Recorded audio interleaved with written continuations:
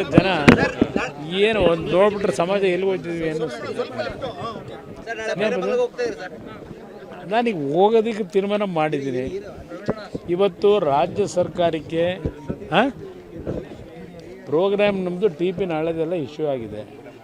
ನಾನು ರಾಜ್ಯ ಸರ್ಕಾರಕ್ಕೆ ಈಗಲೂ ಹೇಳ್ತಕ್ಕಂಥದ್ದು, ರಾಜ್ಯ ಸರ್ಕಾರಕ್ಕಿಂತ ಹೆಚ್ಚಾಗಿ ಈಗಿನ ರಾಜ್ಯದ ಮುಖ್ಯಮಂತ್ರಿಗಳಿಗೆ ಹೇಳೋದು, ಜನಾಭಿಪ್ರಾಯದ ವಿರುದ್ಧವಾಗಿ ಯಾಕೆ ಹೋಗ್ತೀರಿ? ನಾನು ಇಲ್ಲಿ ಈ ಒಂದು ವಿಷಯವನ್ನು ವೈಯಕ್ತಿಕವಾದಂಥ ಪ್ರತಿಷ್ಠೆಯಾಗಿ ತಗೊಂಡಿಲ್ಲ.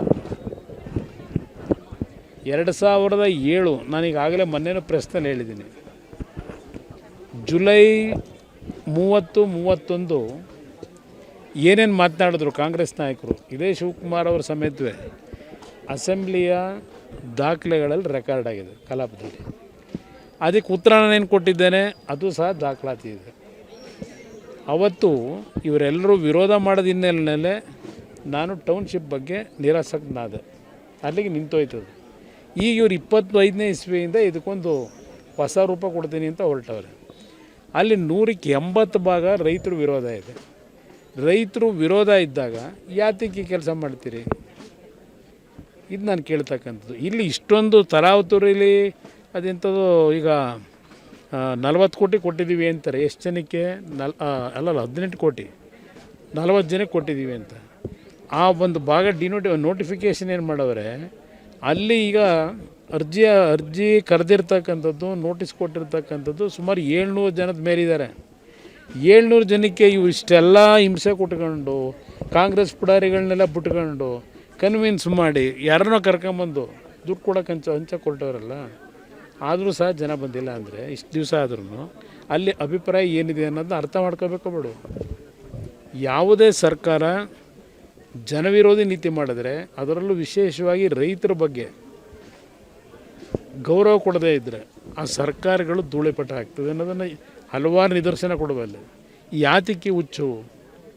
ಏನು ಸಾಧನೆ ಮಾಡ್ತೀರಲ್ಲಿ? ಬೆಂಗಳೂರು ನಗರ ಏನಾಗಿದೆ ಇವತ್ತು?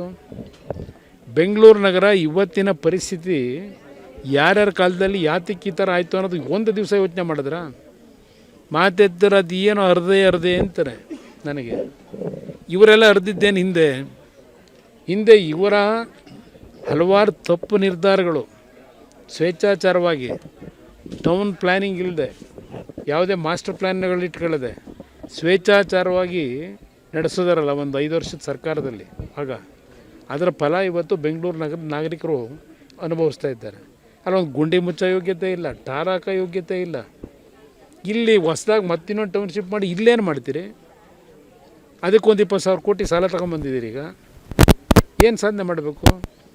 ಪಾಪ ನಿಮಗೆ ಬರೋಕ್ಕಾಗದೇ ಇದ್ದರೂ ಹೋಗಲಿ, ನಿಮ್ಮ ಅಧಿಕಾರಿಗಳವರಲ್ಲ ಕಳಿಸಿ ಹೇಳಿಗೆ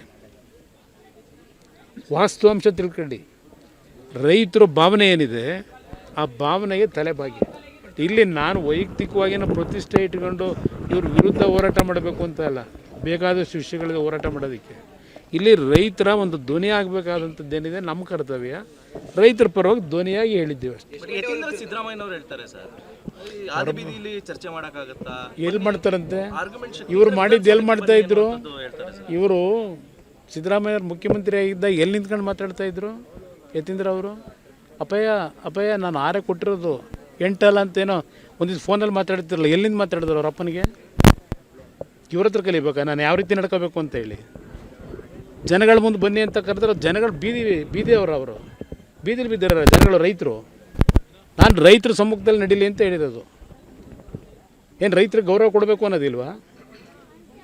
ಇವ್ರ ಕತೆ ನಮ್ಮನ್ನು ಕಾಣದೇ ಇರೋದ ನನಗೆ? ಇವ್ರ ಹತ್ರ ಕಲಿಬೇಕಾ ನಾನು? ಯಾರೋ ಹೆಸರು ಹೇಳಿದ್ರಲ್ಲ ಈಗ ಅಪ್ಪಯಿಂದ.